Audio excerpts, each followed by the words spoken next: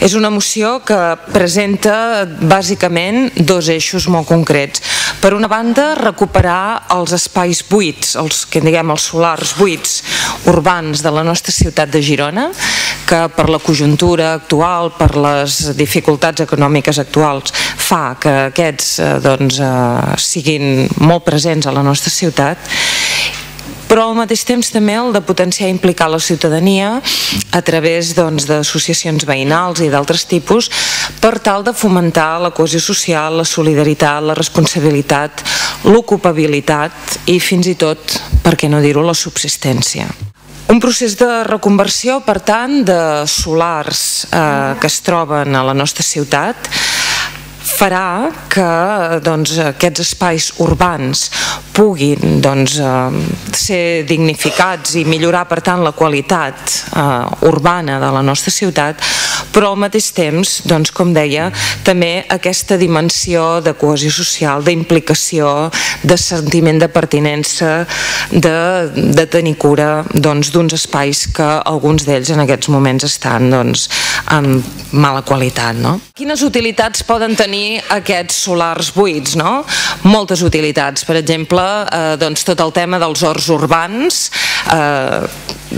Tenim, sí, una zona destinada preferentment a aquests usos, però és evident que a tota la ciutat es podrien fer horts urbans, jardins compartits, activitats d'oci infantil, temes culturals, temes esportius. També en el projecte nosaltres proposem que es puguin utilitzar materials reciclats o materials de rebuig que puguin servir també per fer altres utilitats, diguéssim, més sostenibles, i per tant respondre també a un model energètic més eficient i sostenible.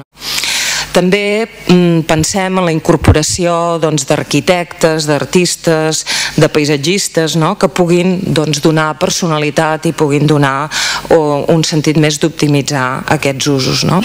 Però sobretot el que nosaltres pensem és la implicació activa de la ciutadania. Sabem de moltes entitats, de moltes associacions de veïns que estan deleroses de poder fer aquests usos i per tant generar una participació activa, una participació en projectes i amb implicació, perquè això també tindrà aquestes repercussions de que després es tingui més cura d'aquests espais, entenent, com deia abans, que és uns usos temporals, uns usos mentre no hi hagi unes possibilitats concretes de desenvolupar-hi altres qüestions.